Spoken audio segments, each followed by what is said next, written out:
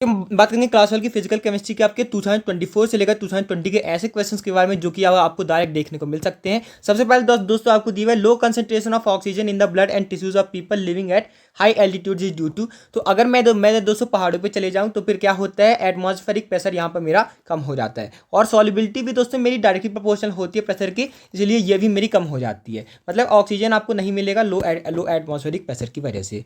इसके बाद the quantity of charge required to obtain 1 mole of L from Al2O3। तो फिर Al2O3 में क्या होगा, मेरे पास Al+3 होगा। अगर मैं दोस्तों इसको 3 मोल ऑफ इलेक्ट्रॉन दूं तभी दोस्तों ये मेरे को Al+3 से Al यहाँ पर दे पाएगा। तो फिर मेरे को यहाँ पर 3 मोल ऑफ इलेक्ट्रॉन यहाँ पर देने पड़ेंगे क्योंकि मेरे को 1 मोल Al चाहिए। इसके बाद calculate the boiling point of solution when 4 gram of MgSO4 मास उसका 120 है was dissolve in 100 gram of water, अगर वो दोस्तों कंप्लीटली आयनाइज आपका करता है। तो फिर डेल्टा टी भी मेरा क्या होता है, I/Kb/m। तो फिर आई इसका कितना होगा, यहाँ पर मेरे पास ये होगा 2, क्योंकि यहाँ पर MgSO4 Mg2+ और SO4 2- दो आयंस मेरे को देगा।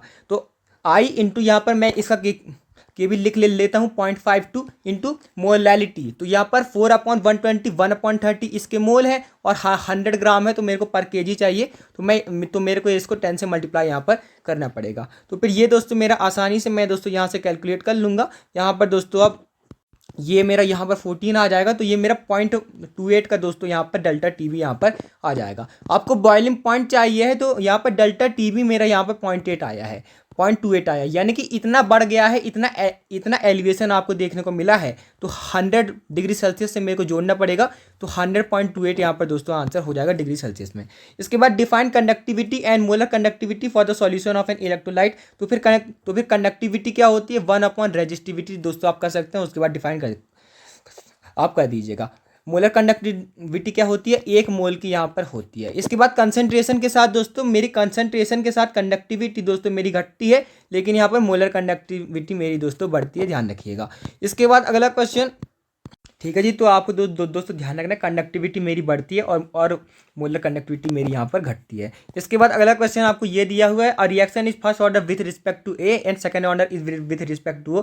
आपको बताना है डिफरेंशियल रेट इक्वेशन क्या होगी। तो फिर दोस्तों मैं रेट को लिख सकता हूँ, के इंटू ए जो है उसके रिस्पेक्ट में फर्स्ट ऑर्डर है तो उसकी पावर में लिखूंगा 1, और यहाँ पर बी के रिस्पेक्ट में सेकंड ऑर्डर है तो उसकी पावर में लिखूंगा 2। इसके बाद how is the rate affected on increasing the concentration of B 3 times. तो फिर दोस्तों मैं ये inversely proportional to concentration of B की पावर क्या है, 2 है। अगर मैं दोस्तों इसको 3 टाइम्स कर दूं तो ये 3 भी हो जाएगा, इसकी पावर 2 यहाँ पर हो जाएगी। तो ये दोस्तों मेरा 9 गुना यहाँ पर हो जाएगा। क्या हो जाएगा, ये 9 गुना दोस्तों मेरे यहाँ पर हो जाएगा। तो ये मेरा 3 गुना से मेरा 9 गुना हो जाएगा, क्योंकि 3 का स्क्वायर ये हो गया। इसके बाद how is the rate affected when concentration of both A and B are doubled. तो फिर दोस्तों अगर मेरे पास ए है और बी का स्क्वायर है, तो अगर मैंने ए को यहाँ पर 2a कर दिया और बी का स्क्वायर कर दिया 2b कर दिया, तो 2b का स्क्वायर तो मेरा यहाँ पर 4b का स्क्वायर यहाँ पर हो जाएगा। तो फिर यहाँ पर अगर मैं देखूँ तो फिर यहाँ पर 8 मेरे को देखने को मिल रहा है, 8 इंटू कंसनट्रेशन ऑफ बी का स्क्वायर जो कि नॉर्मल था। तो कितने टाइम हो जाएगा, 8 टाइम्स दोस्तों आपका हो जाएगा। तो यही आपको नॉर्मल कर देना है।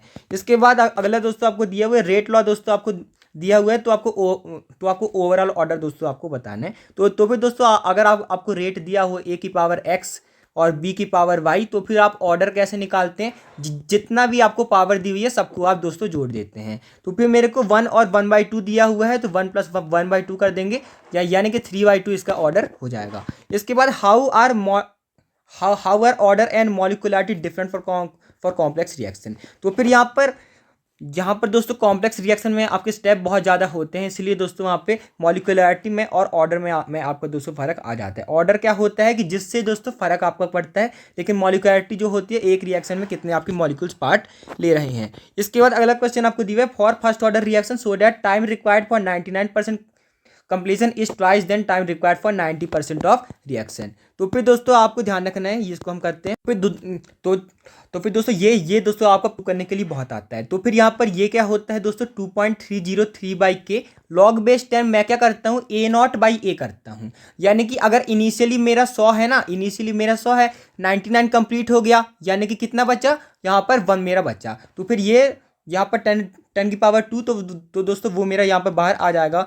यहाँ पे वो मेरा मल्टीप्लाई यहाँ पर हो जाएगा 4.6606/k यहाँ पर आ जाएगा। लेकिन अगर मैं 90 की बात करूँगा तो T90 की मैं अगर दोस्तों बात करता हूँ तो 2.303/k दोस्तों यहाँ पर हो जाएगा। T90 में क्या लिखूंगा, इनिशियली 100 मान लूँ तो A0/A करना है। 90 खत्म हो गया यानी कि बचा कितना 10, तो log 10 टू द बेस 10 मेरे दोस्तों 1 यहाँ पर हो जाएगा। वो मेरा T99 कितना आया था, 4.606 आया था, लेकिन ये मेरा कितना आया 2.303/k यहाँ पर आया। तो फिर दोनों का रेशियो ले लेंगे तो फिर आपको पता चल जाएगा T99% दोस्तों मेरा T90% का 2 गुना यहाँ पर होता है। तो फिर यहाँ पर सिर्फ आपको यही ध्यान रखना है कि जो मेरा यहाँ पर जो टाइम होता है, टाइम क्या होता है मेरे पास होता है 2.303/k log base 10 A0/A।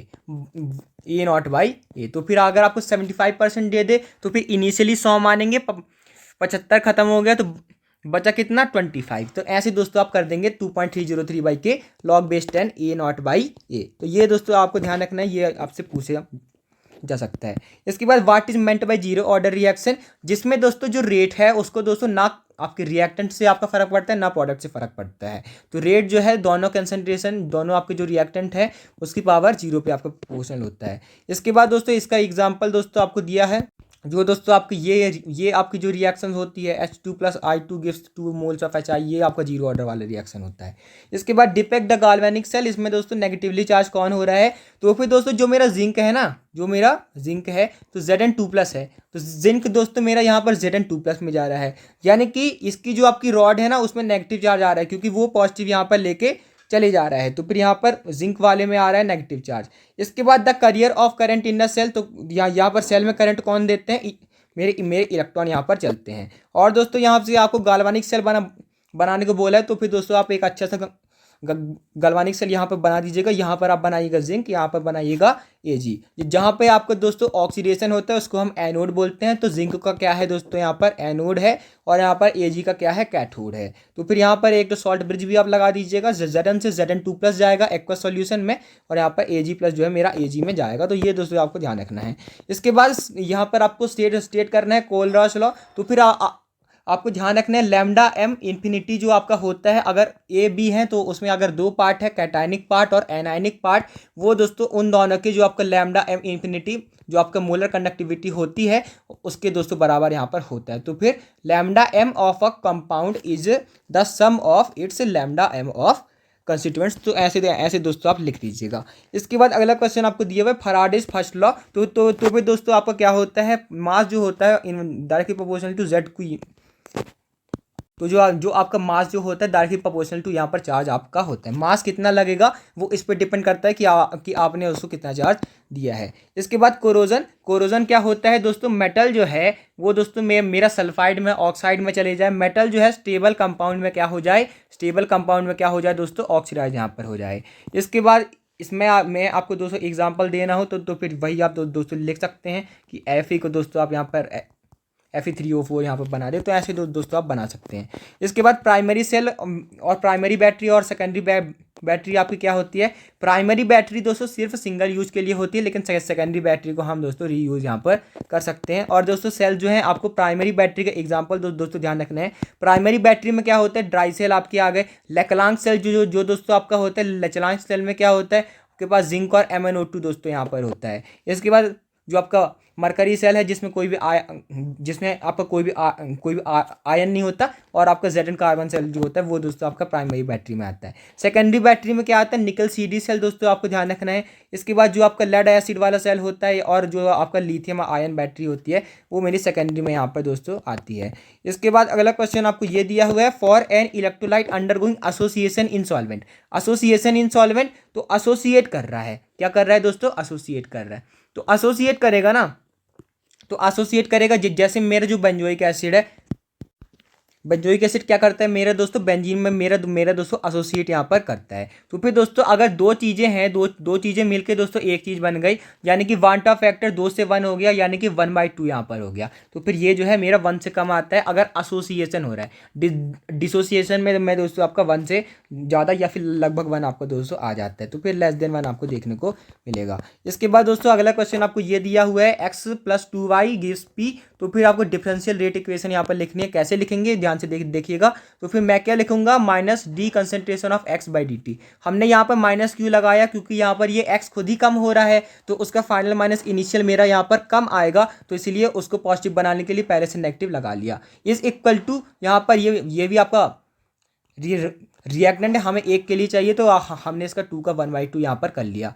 Concentration of D Y by D T, और यहाँ पर पी मेरा प्रोडक्ट है, तो वहाँ पे माइनस लगाने की जरूरत आपकी नहीं है। तो यहाँ पर D P by D T यहाँ पर दोस्तों आ जाएगा। तो फिर क्या 2 D P by D T मेरा minus D Y by D T है, हाँ है। तो दोस्तों यहाँ से आपका आंसर ये आपका हो जाएगा। इसके बाद अगला क्वेश्चन आपको ये दिया हुआ है, लॉग के को आपने प्लॉट किया 1/t से, तो आपको स्ट्रेट लाइन यहाँ पर मिलती है। तो फिर दोस्तों मेरा लॉग के क्या होता है, लॉग के दोस्तों मेरा होता है log A minus E A by 2.303 RT। यहाँ पर अगर मैं लॉग के की बात करूँ तो मैं लॉग बेस 10 की मैं दोस्तों बात कर रहा हूँ, नेचुरल लॉग की बात कर रहा हूँ, नहीं कॉमन लॉग की बात कर रहा हूँ, सॉरी।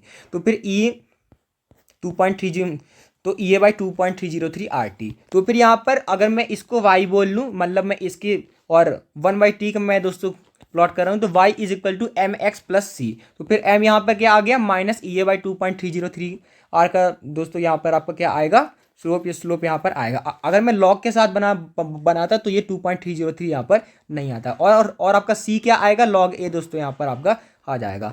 इसके बाद अगला क्वेश्चन आपको ये दिया हुआ है, when NaCl is added to water are depression in freezing point observe. सही बात है, जब दोस्तों आप फ्रीजिंग पॉइंट करते हैं तो फिर दोस्तों क्या होता है, डेल्टा TF आपका होता है KF इंटू एम। तो आप जितना डालेंगे उतना दोस्तों आपका फ्रीजिंग पॉइंट कम हो जाता है। सही बात है। NaCl undergoes dissociation in water, ये भी आपकी सही बात है कि NaCl मेरे को Na प्लस और Cl माइनस डिसोसिएट करके दे देता है। लेकिन बात यह है कि ये दोस्तों एक्सप्लेन आपका नहीं कर रहा है। क्योंकि दोस्तों इससे फर्क नहीं पड़ता कि वो डिसोसिएट कर रहा है कि नहीं। अगर आपने डाल दिया है तो फ्रीजिंग पॉइंट तो दोस्तों आपका घटना ही घटना है। मैं आपसे बोल दूं, मैंने ग्लूकोज डाल दिया, तो ग्लूकोज की वजह से इसलिए नहीं घट रहा है कि वो दोस्तों आपका एसोसिएट डिसोसिएट आपका नहीं कर रहा है, उसको डाल दिया है इसीलिए दोस्तों आपका यहाँ पर घट रहा है। तो ये दोस्तों करेक्ट एक्सप्लेनेशन नहीं है, तो इसका दोस्तों आपका बी ऑप्शन यहाँ पर हो जाएगा। इसके बाद अगला क्वेश्चन आपको ये दिया हुआ है कि calculate the potential of iron electrode in which concentration of Fe2+ 0.01 molar है। तो फिर यहाँ पर ई नॉट में है मेरे पास, तो फिर ई नॉट मैं कैसे निकालूंगा, मेरे पास ये दोस्तों दिया हुआ है। तो फिर मेरे पास ई सेल क्या होता है, ई नॉट माइनस 0.059/n। अब यहाँ पर दोस्तों लॉग बेस 10 होता है प्रोडक्ट अपॉन कंसेंट्रेशन। तो फिर मैं प्रोडक्ट क्या लिखूंगा, प्रोडक्ट दोस्तों यहाँ पर क्या होगा, मैं दोस्तों यहाँ पर लिखूंगा Fe अपॉन Fe2+। तो फिर ये दोस्तों 10 की पावर -2 नीचे है, ऊपर दोस्तों यहाँ पर 10 की पावर 2 यहाँ पर हो जाएगा। तो ये 2 दोस्तों मेरे यहाँ पर बाहर यहाँ पर आ जाएगा। तो फिर मेरा ई नॉट क्या है, -0.45, और यहाँ पर Fe2+ से Fe है, तो मैं इसको 0.06 मान लूँ, यहाँ पर 2 मान लूँ। तो ऐसा आप कर सकते हैं। ये मेरा 0.03 इंटू यहाँ पर पहले से 2 था, तो यहाँ पर मेरा 0.06 ये दोस्तों हो जाएगा। तो 0.45 माइनस 0.06, तो ये दोस्तों मेरा -0.51 दोस्तों आपका आंसर। यहाँ पे दोस्तों वो Fe2+/Fe करना था, तो फिर दोस्तों वो आप दोस्तों यहाँ पर कर लीजिएगा। तो वो दोस्तों यहाँ पर -0.45, तो फिर यहाँ थोड़ा डिस्टर्बेंस होता है इसलिए, प्लस यहाँ पर दोस्तों हो जाएगा। तो फिर दोस्तों प्लस, फिर इसके बाद दोस्तों यहाँ पर प्लस ये दोस्तों मेरा यहाँ पर 2 हो जाएगा, और यहाँ पर जो मेरा 0.03 था वो दोस्तों यहाँ पर हो जाएगा। तो फिर यहाँ से दोस्तों आप यहाँ पर कर लेंगे। इसके बाद अगला क्वेश्चन आपको ये दिया हुआ है, डिफाइन मॉलिक्युलरिटी ऑफ अ रिएक्शन। तो मॉलिक्युलरिटी ऑफ अ रिएक्शन आपकी क्या होती है, मॉलिक्युलरिटी ऑफ अ रिएक्शन होती है कितने मॉलिक्यूल्स आपके पार्ट ले रहे हैं, और यहाँ पर कंडीशन आपको बतानी है कि काइनेटिकली आपका फर्स्ट ऑर्डर हो सकता है कि वो सिर्फ कंसेंट्रेशन ऑफ एक ही के ऊपर आपका दोस्तों डिपेंड करे। तो इसमें दोस्तों आपका ऐसे हो सकता है। इसके बाद अगला क्वेश्चन आपको ये दिया हुआ है, बात respect with respect to NO and Br2। तो फिर आपको ऑर्डर यहाँ पर बताना है। तो अगर मैं NO की बात करूँगा ना, तो फिर मैं यहाँ पर Br2 को भूल जाऊँगा। Br2 जब कांस्टेंट है तब रेट मेरा 1 से 9 गुना गया है, और जो मेरा NO है ना, मेरा 0.05 से यहाँ पर 3 गुना हुआ है। तो फिर NO के 3 गुना होने से रेट 9 गुना हो गया, यानी कि 3 का स्क्वायर हो गया। तो फिर NO के दोस्तों वो प्रोपोर्शनल है आपके स्क्वायर पे। आप दोस्तों रेशियो लेके करिएगा, यहाँ पर आपका आसानी से हो जाएगा। आप मान लीजिएगा कि उसकी पावर x पे प्रोपोर्शनल है, तो फिर आप यहाँ पर दोनों का रेशियो लेके कर लीजिएगा। इसके बाद Br2 के रिस्पेक्ट में मैं बताने, तो फिर आप NO को भूल जाइए। NO जब कांस्टेंट है, मैंने Br2 को 3 गुना किया, तो फिर यहाँ पर रेट भी मेरा 3 गुना हो गया। तो फिर यानी कि वो Br2 की पावर 1 पे दोस्तों मेरा प्रोपोर्शनल यहाँ पर है। आपसे ओवरऑल पूछ ले तो 2 + 1 3 हो जाएगा। इसके बाद रेट कांस्टेंट आपको बताना है, तो फिर रेट कांस्टेंट दोस्तों आप निकाल सकते हैं कि मेरा जो रेट होता है 10⁻³ हमने देख लिया। यहाँ पर NO की पावर क्या है, वो 10⁻² आ रहा है। NO की पावर आपकी 2 आ रही है, और यहाँ पर आपकी Br की आपकी पावर आ रही है, Br की पावर आ रही है मेरी 1, और यहाँ पर मेरा आ रहा है K। तो फिर दोस्तों आप यहाँ से K यहाँ पर निकाल सकते हैं। इसके बाद यहाँ पर आपको दिया हुआ है डिफाइंड रेट ऑफ रिएक्शन, आपको ये दोनों दिया हुआ है, तो फिर आप K निकाल लेंगे और साथ में दोस्तों NO की जो कंसंट्रेशन है उसका स्क्वायर कर दीजिएगा, यहाँ पर Br2 की कंसंट्रेशन रख दीजिएगा। इसके बाद how do primary battery differ from secondary battery. तो फिर दोस्तों प्राइमरी और सेकेंडरी में क्या फ़र्क होता है, प्राइमरी को हम दोस्तों यूज कर सकते हैं, यहाँ पर सेकेंडरी को हम दोस्तों यूज़ यहाँ पर नहीं कर सकते हैं। इसके बाद the cell potential of mercury cell दोस्तों आपको 1.35 यहाँ पर दिया हुआ है, रिमेन्स कॉन्स्टेंट है। तो आपको दोस्तों रीज़न यहाँ पर बताना है, क्योंकि यहाँ पर कोई भी आयन नहीं होता है, तो फिर कंसनट्रेशन की दोस्तों कोई भी यहाँ पर चेंज नहीं होता है, इसलिए दोस्तों यहाँ पर कांस्टेंट रहता है। इसके बाद write the reaction involved in recharging of lead storage. तो फिर लेड स्टोरेज बैटरी कैसी होती है दोस्तों, लेड स्टोरेज बैटरी की जो रिएक्शन है ओवरऑल आपकी ये होती है कि जो आपका PbSO4 है आपका H2O के साथ रिएक्ट करके PbS बनाता है और PbO2 बनाता है, और H2SO4 यहाँ पर बनाता है। इसके बाद at the same temperature CO2 gas is more soluble in water than O2 gas. तो फिर यहाँ पर KH दोस्तों किसका ज़्यादा होगा। दोस्तों आपको ध्यान रखना है कि जो आपका KH है, जो आपकी सॉल्युबिलिटी है क्या होती है, यहाँ पर आपके जो आपका प्रेशर होता है डायरेक्टली प्रोपोर्शनल टू सॉल्युबिलिटी यहाँ पर होता है। तो प्रेशर मेरा दोस्तों यहाँ पर आएगा KH × S। तो फिर जो आपकी सॉल्युबिलिटी है इनवर्सली प्रोपोर्शनल टू KH यहाँ पर आती है। यहाँ पर CO2 ज़्यादा सॉल्युबल है, यानी कि KH का CO2 का जो KH है मेरा दोस्तों O2 से यहाँ पर कम है। इसके बाद how to size of the cell shrink when aqueous solution containing more than 0.9% mass per unit volume sodium chloride. तो फिर दोस्तों वाटर को बहुत अच्छा लगता है आयन, तो फिर दोस्तों वो सोडियम क्लोराइड के पीछे यहाँ पर भागता है। तो फिर मेरा RBC कैसा हो जाएगा दोस्तों, यहाँ पर श्रिंक यहाँ पर हो जाएगा मैंगो वाला भी ऐसे आपसे सवाल पूछ सकते हैं। वह 1 molar aqueous solution of A2B3 60% ionize है, तब आपको बॉइलिंग पॉइंट यहाँ पर बताना है।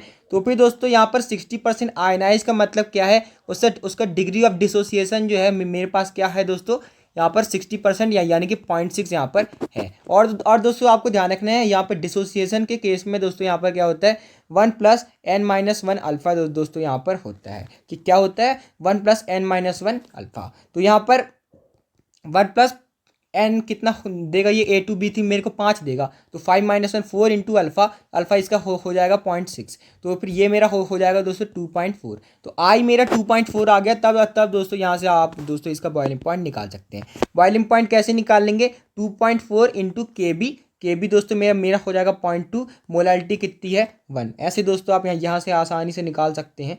अब हम दोस्तों कैलकुलेशन में यहाँ पर आप टाइम वेस्ट नहीं करेंगे, तब भी कर लेते हैं। यहाँ पर 1040 और 1040 में दोस्तों हमने जोड़ लिया यहाँ पर 208। तो फिर ये दोस्तों मेरा हो जाएगा 1240 और ये हो जाएगा 1248। तो ये दोस्तों मेरा 1.248 दोस्तों मेरा यहाँ पर आ जाएगा। बॉइलिंग पॉइंट आपसे पूछे तो फिर आप दोस्तों 100 में जोड़ दीजिएगा, तो फिर यहाँ पर 100 + 1.248 दोस्तों आपका आंसर हो जाएगा। इसके बाद azeotropic solution of 2 liquids has a boiling point lower than either. तो अगर दोस्तों मेरे को लो देखने को मिल रहा है ना, तब दोस्तों राउट्स लॉ का नेगेटिव डेविएशन मेरे को यहाँ पर देखने को मिल रहा है। इसके बाद अगला क्वेश्चन आपको दिया हुआ है the addition of catalyst during a chemical reaction alters which of the following quantities. तो दोस्तों कैटलिस्ट में डाल दूंगा ना, तो फिर मेरी एक्टिवेशन एनर्जी क्या हो जाएगी दोस्तों, घट जाएगी। एक्टिवेशन ऑफ एनर्जी क्या हो जाएगी, घट जाएगी। ऐसे दोस्तों आपका एक कर्व बनता है कि अगर एक्टिवेशन एनर्जी पहले ये है तो बाद में वो मेरी कम यहाँ पर हो जाती है। इसके बाद फॉर आप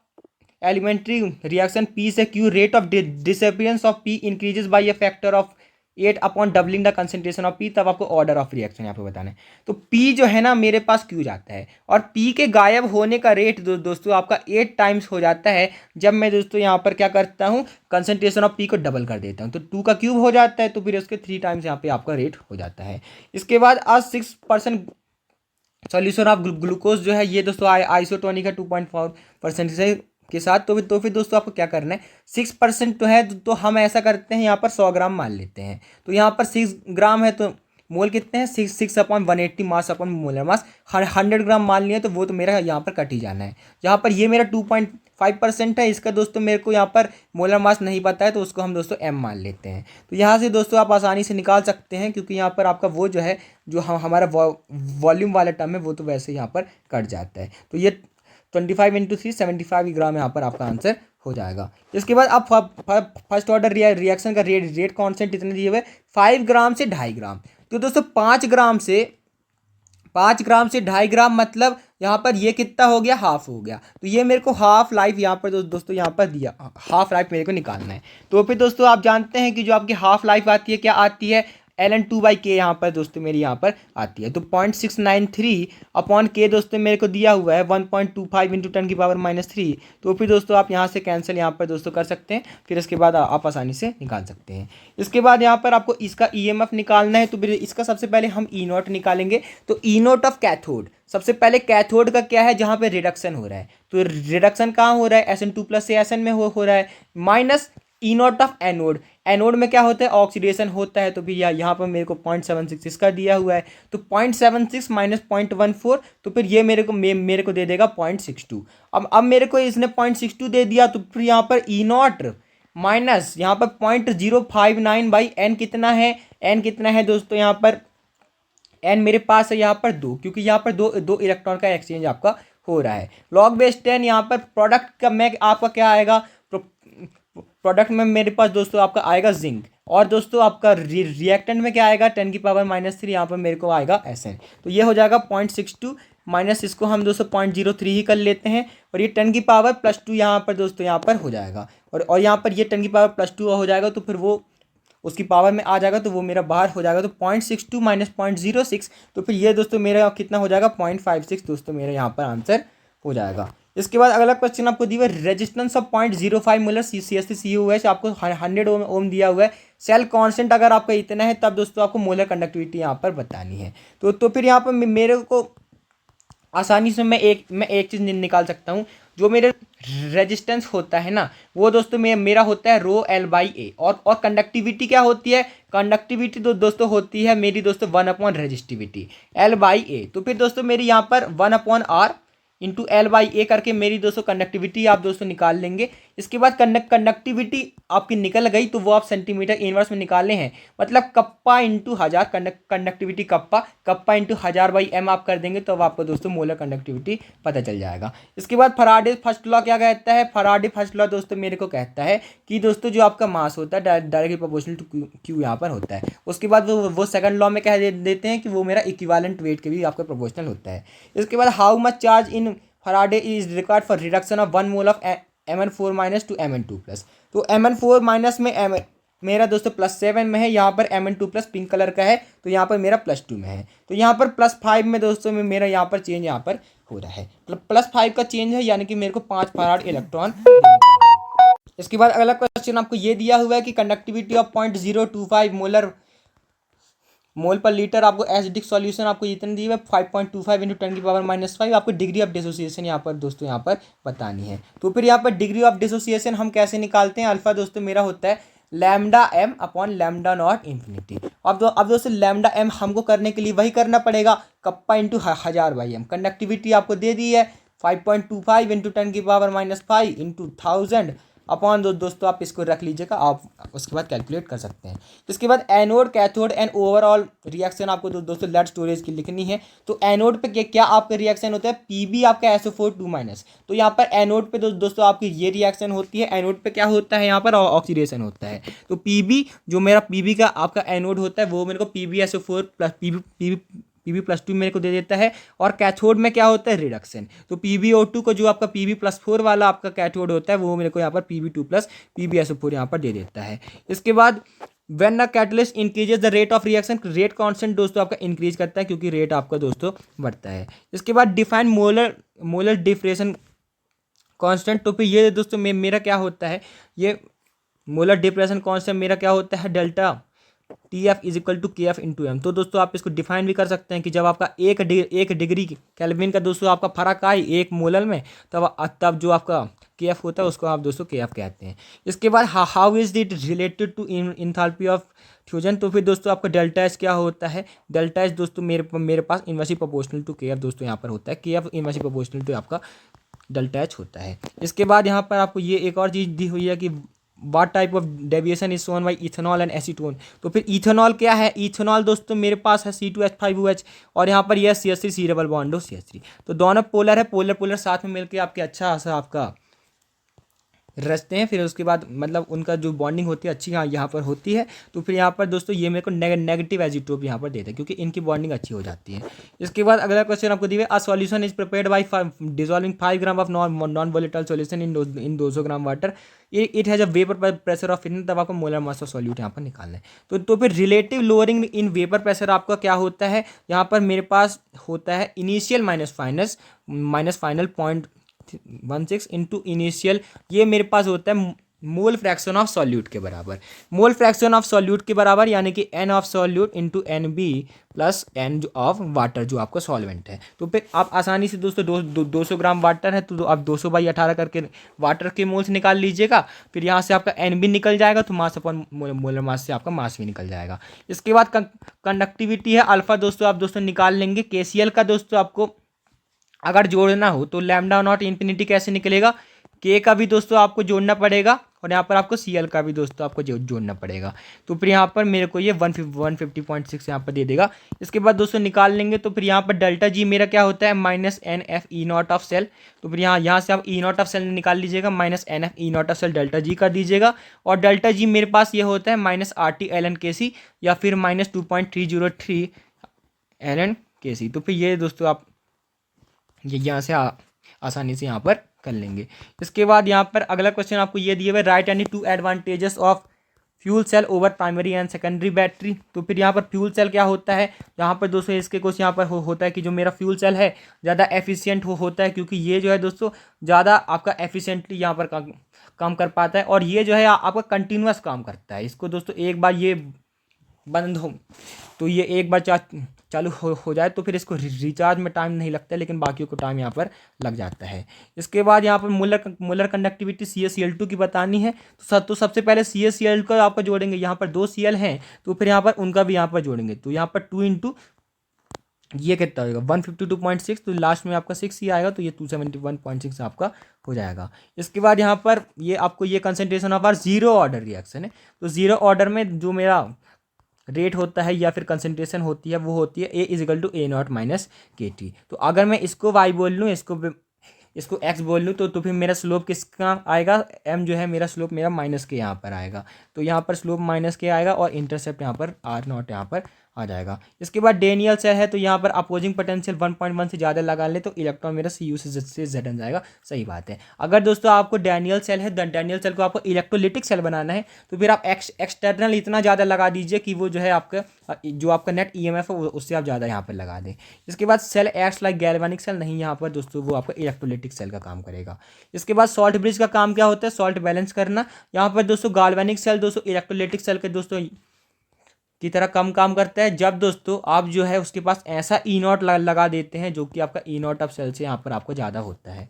इसके बाद कॉपर सल्फेट को क्या हम ZN के उसमें रख सकते हैं। कॉपर सल्फेट जो है अगर मैं बात करूँ तो फिर जो कॉपर है ना वो कॉपर दोस्तों कॉपर से कॉपर 2+ में दोस्तों नहीं जाना चाहता है। कॉपर से दोस्तों यहाँ पर कॉपर 2+ में यहाँ पर नहीं जाना चाहता है, लेकिन यहाँ पर मेरे पास जो जिंक है ना वो जिंक दोस्तों ZN से ZN 2+ में जाना चाहता है क्योंकि ZN 2+ से ZN मेरे पास -0.6 है। मतलब ZN से ZN 2+ कितना है इसका -0.76। तो ZN मेरा ZN 2+ में जाना चाहता है, ZN मेरे को ZnSO4 बनाना चाहता है तो फिर वो दोस्तों कॉपर को निकाल देगा, इसलिए दोस्तों हम इसको नहीं रख सकते हैं। इसके बाद यही दोस्तों आपके कुछ क्वेश्चन है जो कि आपके सबसे ज़्यादा इंपॉर्टेंट है। यही क्वेश्चन अगर आप करके जाते हैं तो फिर आप आसानी से कर सकते हैं। ऑर्गेनिक केमिस्ट्री का इनऑर्गेनिक केमिस्ट्री का भी हमने वीडियो बना दिया तो वो भी आप देख सकते हैं। Thanks for watching, keep